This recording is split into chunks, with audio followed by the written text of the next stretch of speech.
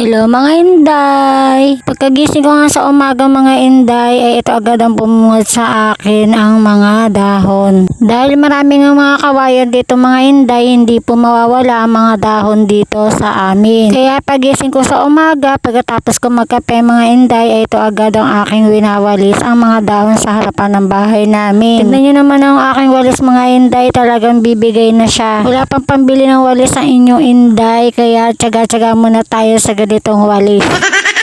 Umaga't hapon ko nga winawalis tong mga inday kasi after ko nga magwalis niyan maya-maya mga inday ay meron na naman po mga dahon dyan. Okay lang yung mga inday kasi laking tulong din tong kawayan na to kapag bumabagyo nga mga inday ay tignan nyo naman po nakaharang po yan sa aming bahay. After ko nga magwalis dyan mga inday ay nasikaso ko naman itong aking mga hugasin. Sabi ko nga po itong hugasin kaso hindi ko na nahugasan kagabi dahil nga pagod na rin ang inday nyo at maaga nga po akong natulog. Siyempre mga inday kailangan natin pagpahingi ng katawang lupa natin.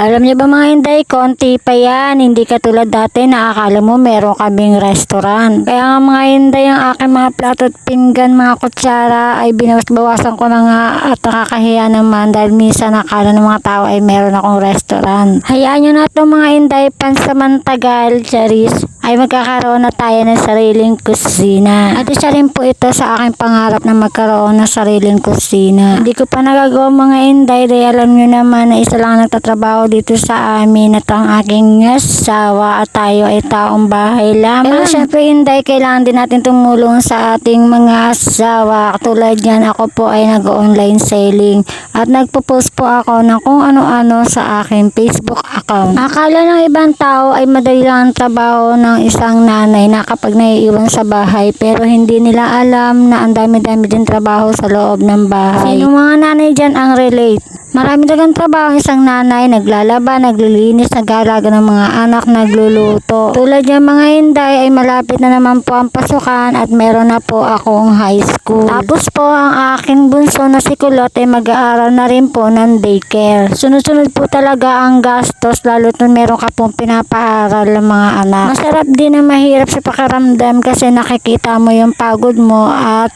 nakikita mo yung mga anak mo na nabibigay mo yung mga gusto nila. Ano ba yung mga inday? Ang dami na natin nasabi. O balik nga pala tayo dito sa aking ginagawa at hindi na natapos-tapos to mga inday. Pagkatapos ko magugas dyan ay sasalansan ko pa nga po yan sa kanya-kanyang mga lagayan. Siyempre mga inday, kahit maliit lang ang ating bahay ay kailangan laging malinis. Siyempre daanan ng mga tao to. Kaya ewan ko po sa mga taong dumadaan dito sa amin laging tumitingin sa bahay namin. Ay, ibig ko ba sabihin yung bahay po namin ay tabi po ng daanan ng mga tao. Nakikita nyo po malinis ang aming bahay, maya-maya po ay kala mo ay dinaanan po ng bagyo dahil si Kulot nga po ay nagkakalat ng kanyang mga laruan. At pagkatapos ko magugas mga inday ay tiyan nga po ay nilagay ko na sa kanya-kanyang mga lagayan at nagmamadali na rin po ako dyan mga inday dahil magwawalis pa po ako ng aming bahay. At yan nga mga inday ay tiniklop ko na rin po pala ang tulugan ng aking binata na si Kuya. Alam niyo pagkagising ay diretso na doon agad sa laptop kaya pinagsasabihan ko yung mga inday. Pero ito namang anak ko na to ay talagang masipag din. Minsan pag tinatamad na ako maglinis ay siya na po naglilinis ng buong bahay, pero hindi mo maaasahang magsaing yung anak ko na yan mga inday. Pero kasi po talaga lalaki kaya ganun po talaga, kaya ako na lang din po yung nag-a-adjust. At pagkatapos ng tiglupin higaan ng aking panganay na anak, ayan nga po ay nagulsulis lang ako ng konti kasi nga may mga lupa-lupa po dito dahil nga yung nanay ko ay pinapasok nga po yung kanyang tsinelas. Kahit ilang beses ko na pong pinagsasabihan yung nanay ko talaga pong pinapasok niya yung tsinelas dito sa loob ng bahay. Sinasabi ko naman po na wag na ipasok at gumamit na lang po siya ng medyas. Kaya minsan pakiramdam ko po hindi po dalawa yung aking anak,